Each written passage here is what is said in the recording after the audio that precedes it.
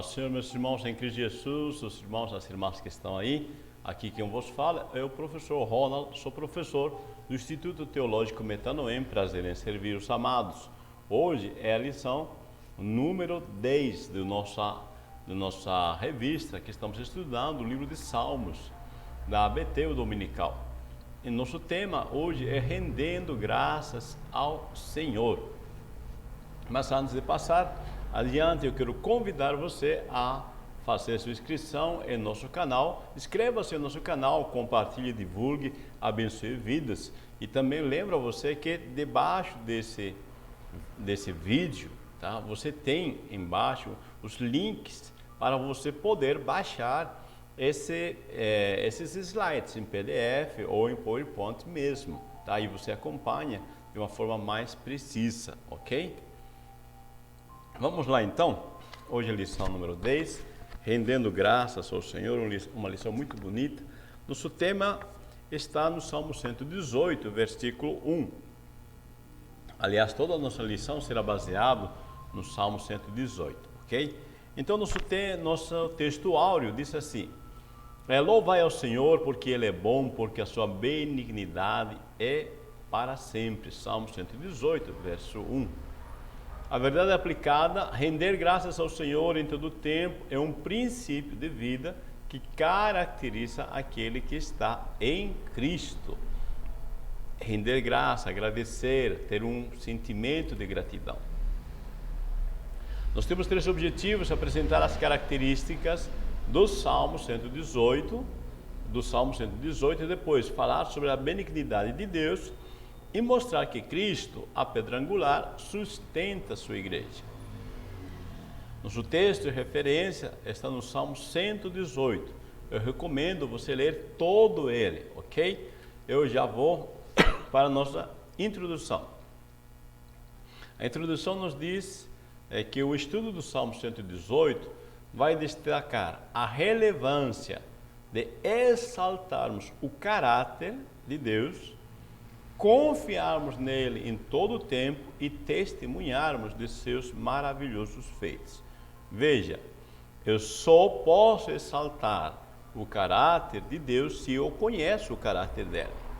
Eu só posso confiar nele se eu conheço ele, se eu tenho um relacionamento com ele.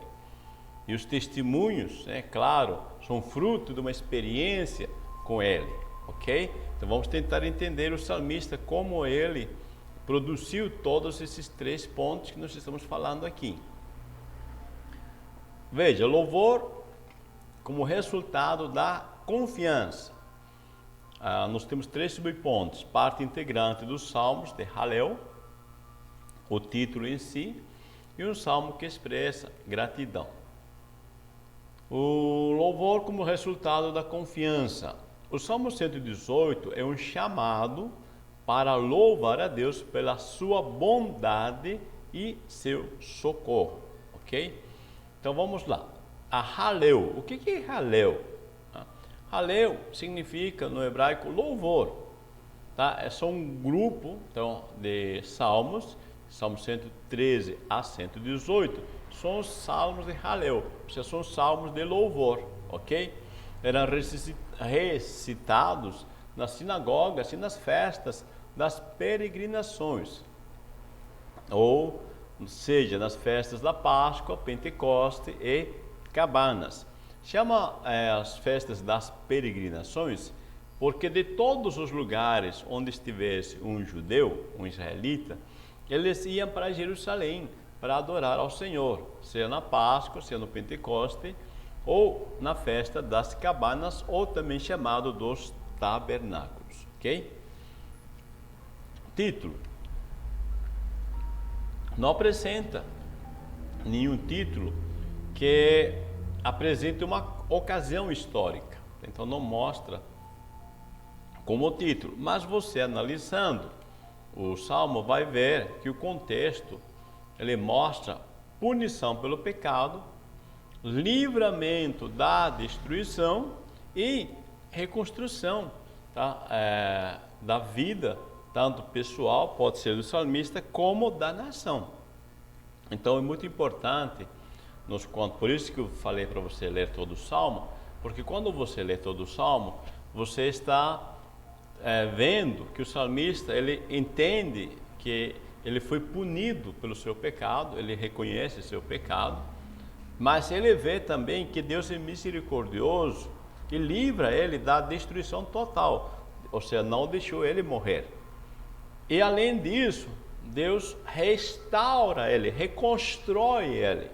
E isso é bonito nesse contexto do salmista, porque nós nos identificamos com o salmista.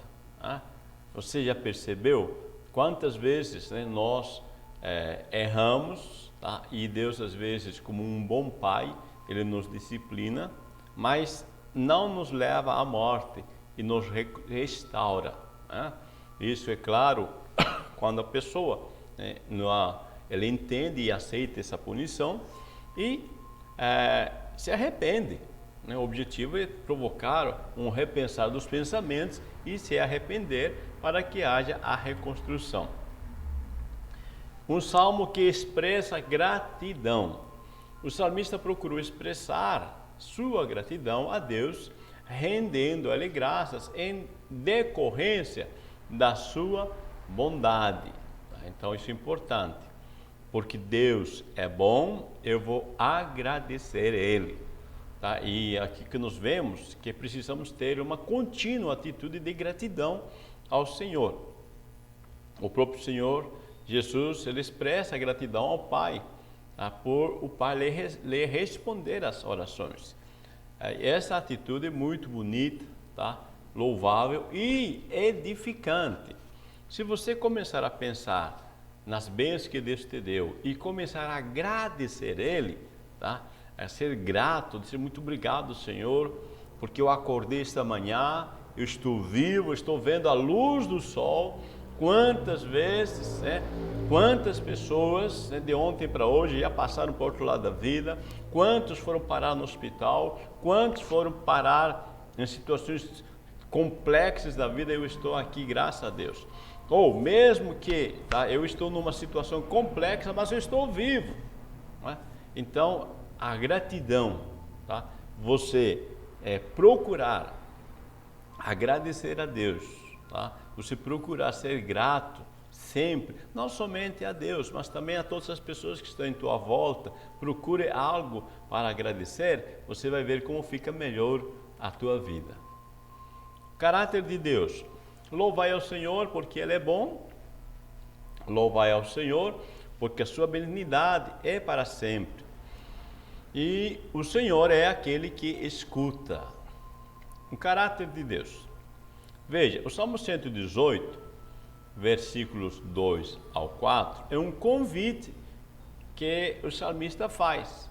Você vai perceber, está no Salmo 2, ele convida Israel, no Salmo 3, ele convida a casa de Arão, ou seja, aos sacerdotes, aos levitas, e no último versículo 4, ele convida a todos os que temem ao Senhor, que são os prosélitos. Prosélito é todo aquele que não era judeu, mas por ver a ação de Deus no seu povo, então eles decidiam também seguir todos os ritos que Moisés estabeleceu para seguir a lei de Deus. Então isso é um prosélito. Então o salmista convida todos eles a que verbalizem, ou seja, falem, a sua gratidão ao Senhor, pelas características que compõem o seu caráter. Então, verbalizar, ou seja, falar, expressar, o apóstolo Paulo diz que com o coração você crê, mas com a boca você faz confissão. Então, expressar. Adorar a Deus, ser grato a Deus, porque Deus é bom. A sua benignidade é tremenda. E o próprio ser de Deus que nos escuta. Então, ou seja, não é um Deus surdo, não é um Deus imaginário. Porque se Deus fosse só um Deus imaginário, claro que eu nunca responderia, porque isso seria algo imaginário. Então vamos lá, louvai ao Senhor porque Ele é bom. O primeiro motivo para louvar ao Senhor consiste no fato dele ser bom. Nele não há trevas. Olha só. O fato dele ser bom e o fato de ser plena luz e nele não haver trevas nos faz ver a bondade de Deus. E olha, eu quero dizer para você, isso aqui é de suma importância, porque como você vê Deus, como você interpreta Ele, vai afetar o teu relacionamento com Ele. Se você crê piamente, crê do fundo do teu coração, do fundo da tua alma que Deus é bom, você vai querer se aproximar dele, você vai querer andar com ele, você vai querer ter relacionamento com ele. Olha o que o Senhor fala através do profeta Jeremias. Porque eu bem sei os pensamentos que eu tenho, diz Deus. Olha só, Deus diz assim, eu sei o que estou pensando. Claro, nada melhor do que o próprio Deus saber o que está pensando. Eu sei bem, eu bem sei os pensamentos que tenho a vosso respeito, diz o Senhor. Pensamentos de paz e não de mal, para vos dar o fim que esperais. Olha só, que coisa fantástica aqui. Deus disse, meus pensamentos são bons, não é de mal, para dar o fim que esperais. Se você está esperando, está dizendo, uma bênção, se você está esperando algo bom, tá? Deus está dizendo, eu vou te dar isso que você está esperando. Aliás, o apóstolo Paulo diz que Deus, ele nos dá além daquilo que pedimos e pensamos. Ou seja, Deus sempre quer quer dar o melhor para nós. É porque às vezes nós criamos uma imagem negativa de Deus e não nos atrevemos a nos aproximar dele e não nos atrevemos a pedir a ele. Você já viu isso? O apóstolo Tiago disse que muitos não recebem, porque não pedem simplesmente. Tiago disse, então pedi, mas não peçam egoisticamente, só para satisfazer os vossos desejos. Pedis e não recebeis porque pedis mal, pedis para satisfação dos vossos próprios desejos. Ou seja, desejos pecaminosos, egoístas, tá? Sempre que nós nos aproximamos de Deus, percebemos que nós podemos pedir a Ele algo que vai beneficiar não somente a nossa vida, mas todo o sistema no qual vivemos, tá? Todo o grupo a quem pertencemos, todo o corpo de Cristo. Louvai ao Senhor porque sua benignidade é para sempre. Benignidade significa, tá? Vários termos nós temos no Strong do hebraico, né? Amabilidade, ações leais, lealdade, misericórdia, justiça, amor imutável. Eu achei muito bonito essa questão de amor imutável, isso aqui não muda, né? Veja, analisando esse texto, diz assim, invoquei o Senhor na angústia, o Senhor castigou-me, muito, mas não me entregou à morte. Olha só o contexto desses salmos. O salmista, ele reconhece, tá, que ele pecou e o seu pecado lhe provocou angústia. Ele pecou, entrou em estado de angústia e o Senhor lhe corrige, mesmo que precisa de um esfregão bom, diz, me castigou muito, mas não me entregou para a morte, tá? Isso é bonito, tá? Porque Deus sabe, tá, o quanto nós podemos aguentar, Deus sabe o quanto nós de potencial temos. Então Deus, ele trabalha ao nosso favor.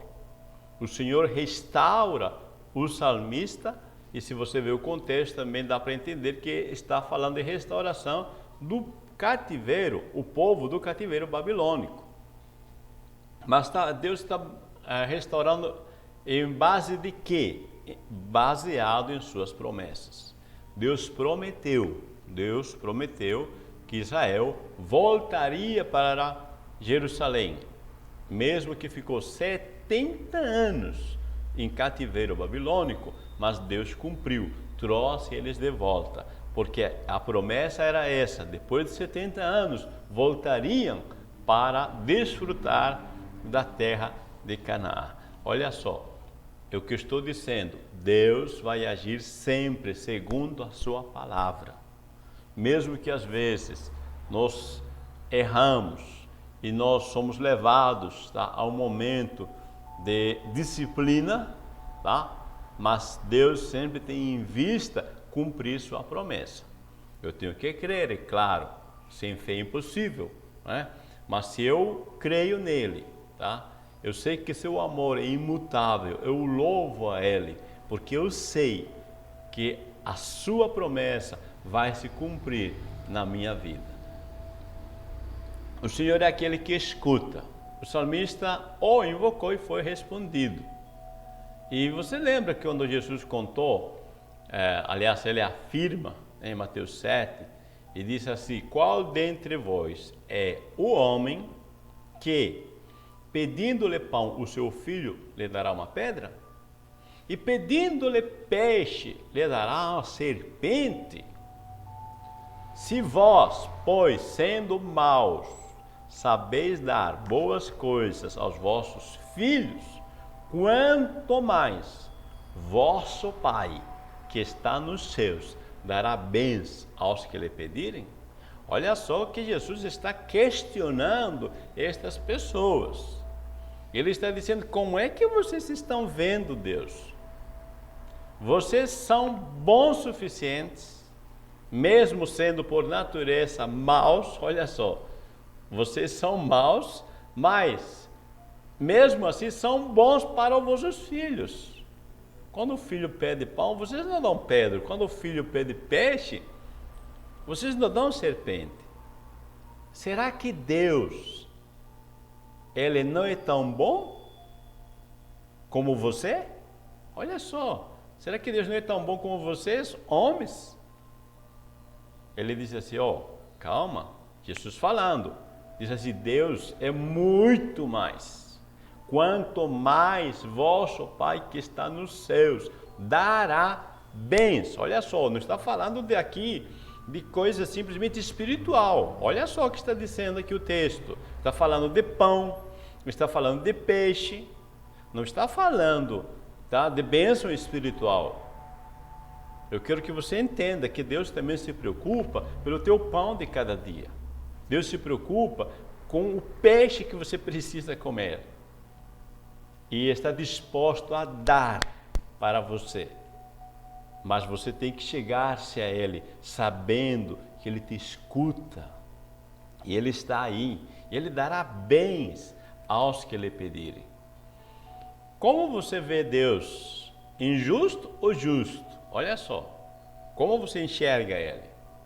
Jesus novamente disse assim, Ele contando a parábola de um juiz injusto. Esse juiz, ele disse: ainda que não temo a Deus. Olha só. Ou seja, este injusto juiz não simboliza a Deus, tá? Cuidado com alegorizar, isso é uma parábola.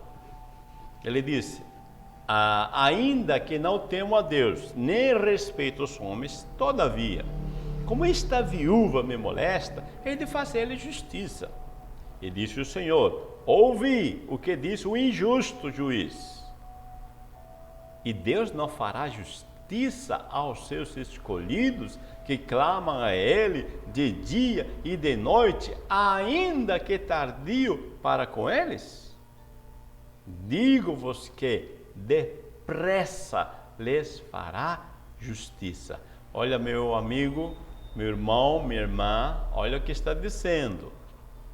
Que se uma pessoa que tem poder de fazer justiça, mesmo sendo injusto o juiz, aliás, é um juiz que não respeita, né? Não é injusto, tá? Mas é um homem que não respeita a Deus, é um homem que não respeita os homens. Aliás, o próprio Jesus diz que é um injusto juiz, né? Veja, é um homem que não tem temor de nada, mas porque essa mulher enche a paciência dele, tá? Dá para ele. Aí Jesus pergunta, será que Deus é pior que esse juiz? Será que Deus é mais mau, mais injusto que esse juiz? Pensa, como é que você está enxergando Deus? Você está enxergando Deus como alguém injusto, como alguém que é mau? Jesus disse assim, Deus não fará justiça aos seus escolhidos, ainda que tardio para com eles? Ou seja, quem está pedindo parece que está demorando muito. Jesus disse, digo-vos, olha só, Jesus falando, que depressa lhes fará justiça. Às vezes, parece que demora, mas parece que demora porque nós interpretamos as circunstâncias, tá, de forma negativa. Nós ficamos ansiosos. E toda vez, você já sabe disso, né, pela experiência, que todas as vezes que nós estamos esperando algo, digamos assim, nossa, vai chegar terça-feira algo para mim. E parece que nunca chega terça-feira, né? Então, está dizendo nesse contexto, tá? Como você vê Deus, injusto ou justo? O agir de Deus, aquele que concede a luz, aquele que dá força, é a pedra angular. Veremos a profundidade do agir de Deus em prol do ser humano e tomaremos consciência de quão maravilhosa é a ação de Deus. Deus é o Senhor que nos concede luz. Bom, as trevas causadas pelo pecado obscurecem a mente da pessoa, afeta todas as áreas da vida, porque um cego guiando outro cego, vai para o buraco os dois. Tá? O salmista caiu em trevas e foi iluminado por Deus para sair dessa condição. Tá? É interessante porque quando disse que caiu em trevas e Deus lhe ilumina, tá? É a bênção sacerdotal aí colocado, tá? Que o Senhor faça resplandecer a sua face sobre ti, ou seja, a presença de Deus. Lembra que quando Adão pecou, o próprio Deus vem, se manifesta, a sua presença e lhe faz uma promessa a ele, e essa promessa lhe traz luz, esperança. O próprio Deus disse para Adão e Eva, olha, há de nascer um da semente da mulher, que há de esmagar a cabeça da serpente. Isso lhe traz esperança. Deus é o Senhor que nos concede a luz. É aquele que dá força. O Senhor é a minha força e o meu cântico, porque Ele me salvou. O povo, olha só aqui que interessante, tá? O salmista disse, o Senhor é minha força, ou seja, ele se vê num estado de zero força, tá? Ou seja, sem nenhuma força.